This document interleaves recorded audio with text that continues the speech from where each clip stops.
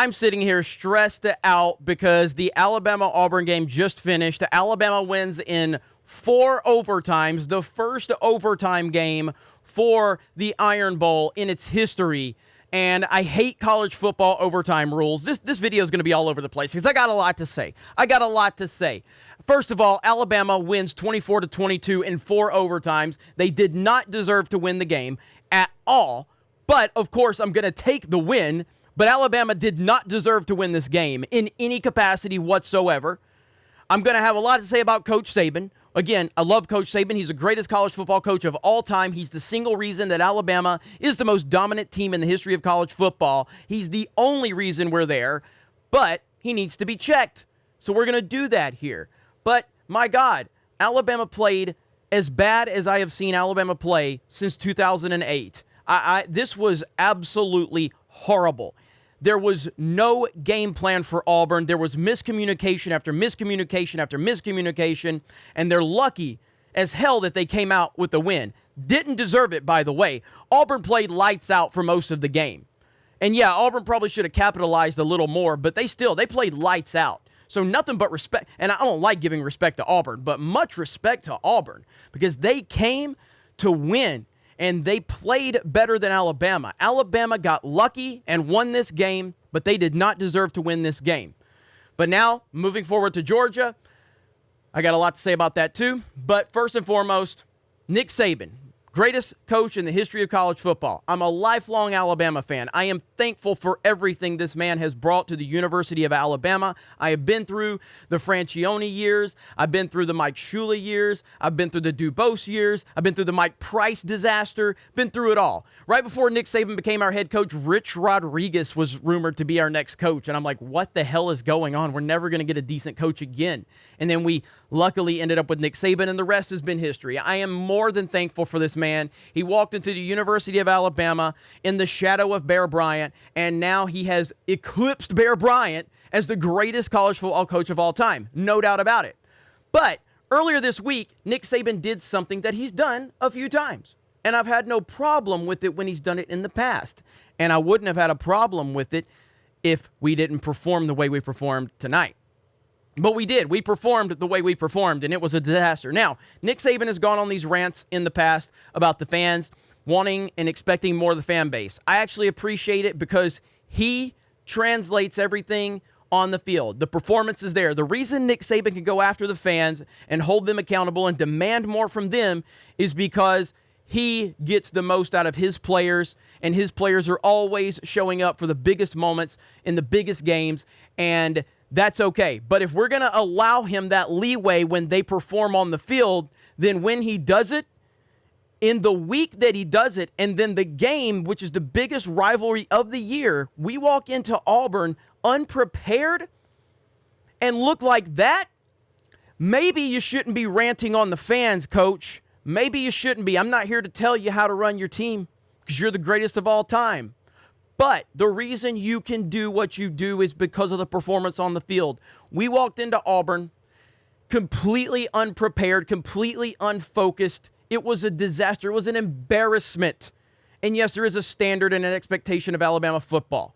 There absolutely is. Rightfully so, because you have created that standard.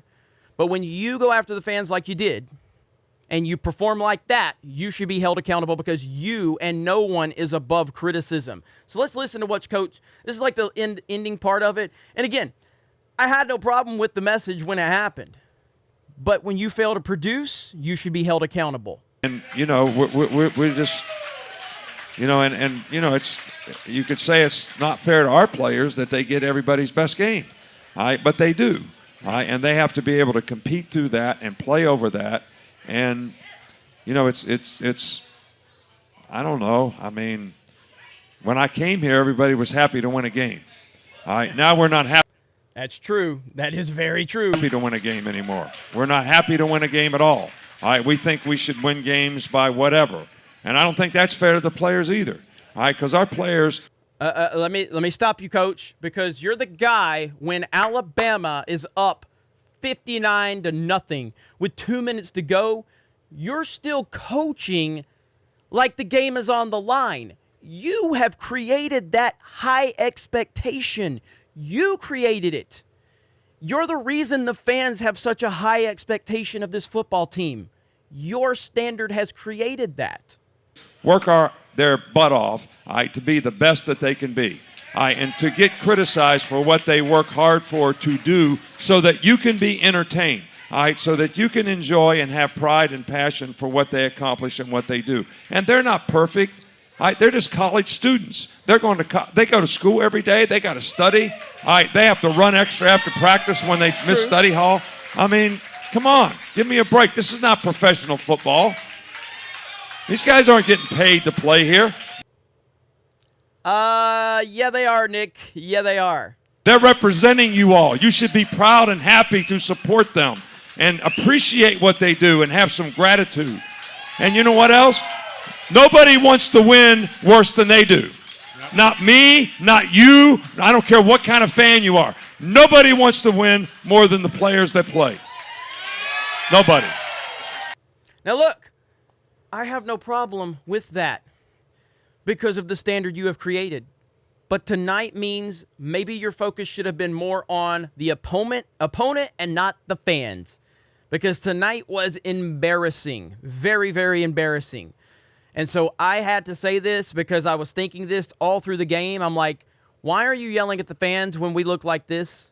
Like, it seems to be the focus wasn't there this week like it should have been.